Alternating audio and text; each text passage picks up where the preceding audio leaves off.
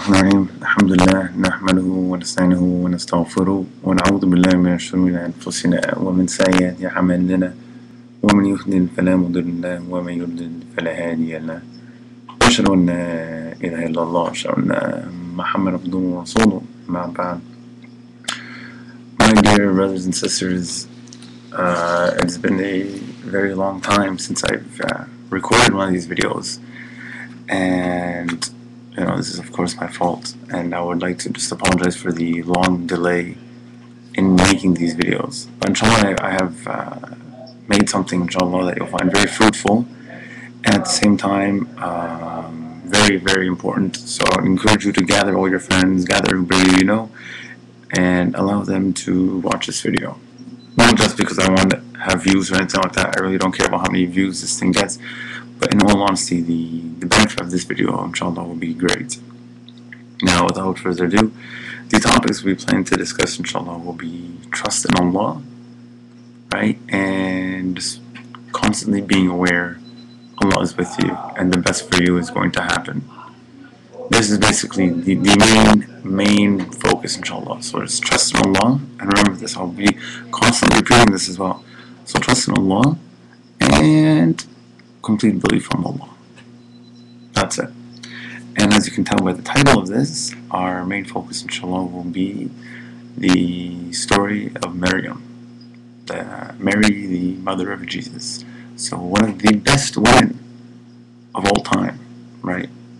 One of the women that are absolutely amazing, one of the women that actually have their name as the title of the chapter in the Quran. And with all these recognitions that Allah has given her, many of us may not really realize as to why she is in fact so important and why she is in fact so amazing and what in fact are the lessons to gain from her. Many of us give her the acknowledgement that she in fact did give birth to Jesus, but after that I really wonder how many of us really understand the beauty of Maryam. So I plan to discuss this very briefly, very microscopically.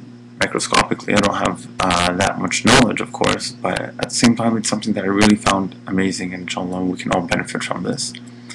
So without further ado, inshallah, we get to the story of Sayyidina Maryam.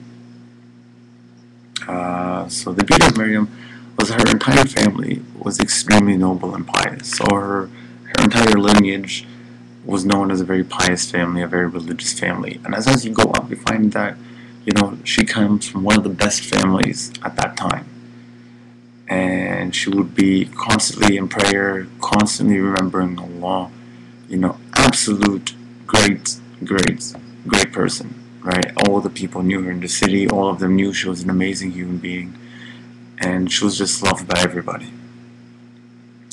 And as the story goes on, we know very well that the angel Jibreel comes to her and informs her that she will now have a baby.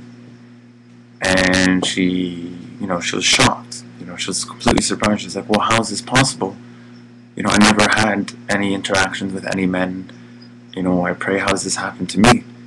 And the angel Jibreel tells her, this is the will of your Lord. And what I want you to focus on, she didn't ask, why me? She didn't say, well, this is unfair. I pray all the time. Why am I given such a difficult thing? She accepted it.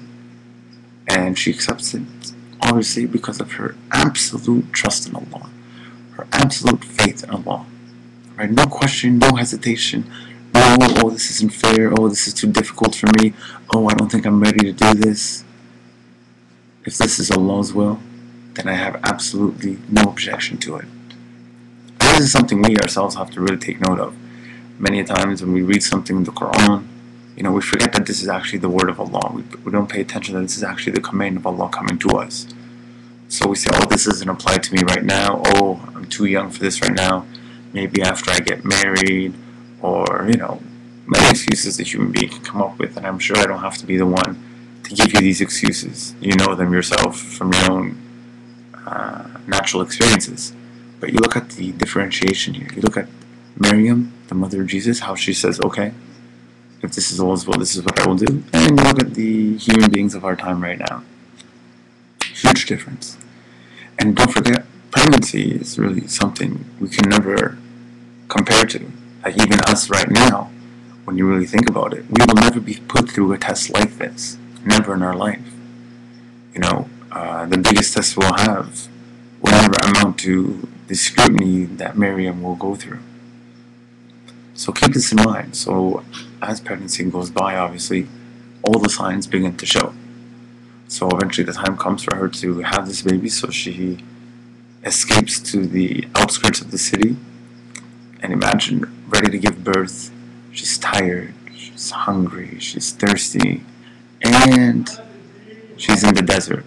So all these things are extremely important, right, to properly realize the scenario. So she goes to the desert, and imagine, my wife personally was pregnant, and it's a very difficult time. The body doesn't act the same way, your nerves are all messed up, your senses are all, everything is just in chaos. And at the same time, Miriam's left with nobody. She does not have a husband. She does not have this male counterpart that the Christians believe she did. She's on her own. But she believes wholeheartedly that she is in the trust and of the blessings of Allah subhanahu wa ta'ala. Understand, she has complete confidence in Allah. No doubt in her mind that Allah is watching her. No doubt in her mind Allah is taking care of her. None whatsoever. And that's what we really need to focus on, because many of us at this point would give up. Many of us would be like, you know what, forget about this, get me an abortion. Many of us would be like, you know what, I can't go through this, society will judge me, get me out of here. Miriam does not do this. So she's at the desert, just starving, absolutely starving. No food in the desert, except for the palm tree, the date tree in front of her. A date tree. Have you ever seen a date tree before? A date tree is like a gigantic palm tree. You can't do anything to it. The only way to get the fruits is to climb up there and pull them down individually, one by one, on your own. This is a palm tree. The date tree. You cannot shake it and get fruit. You cannot cut it down. Incredible amount of labor required. But what does Mary do? She doesn't just give up and say, oh, that's it, I'm going to starve myself. She knows that in order for Allah to give her anything, she must put in the effort. So she goes, nervous, and shakes the tree. Shakes the tree, and obviously nothing's going to happen. There is no way a date will fall down. No way. Because what? It's a date tree. Date trees are enormous. Date trees, nothing will ever happen to them. So she shakes the date tree. She shakes it, and the fruit comes down. And what we can take from this is, no matter what situation you're in, no matter how difficult you think a situation is, always you have to put your effort. You always have to do 100%. You can't just complain and say, oh, Allah will take care of me, and you just sit there and wait. This is not at all the way of thinking. So she shakes the tree, the date falls down.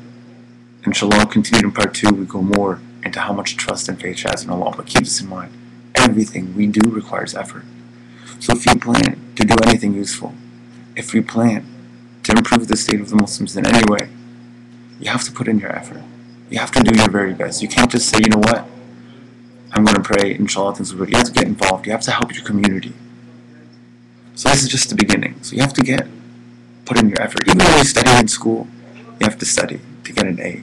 Even when you're hungry, you have to actually make a dinner if you expect to eat. Everything requires effort. If you're in a relationship and you're married, you have to put the effort to love your husband, and you have to put the effort to love your wife sometimes. Everything requires effort. So to think just because you're a good person, just because you pray, Allah will take care of you. Remember the story of Miriam. Remember the fact that she had to shake a date tree just to maintain her sustenance, to maintain her simple ability of just eating. But she didn't give up. Why? Because she had absolute faith and absolute trust in Allah subhanahu wa ta'ala. And we'll continue into part 2 of the more benefits. But inshallah, keep watching. Inshallah, this will be a very beneficial clip for everyone, inshallah.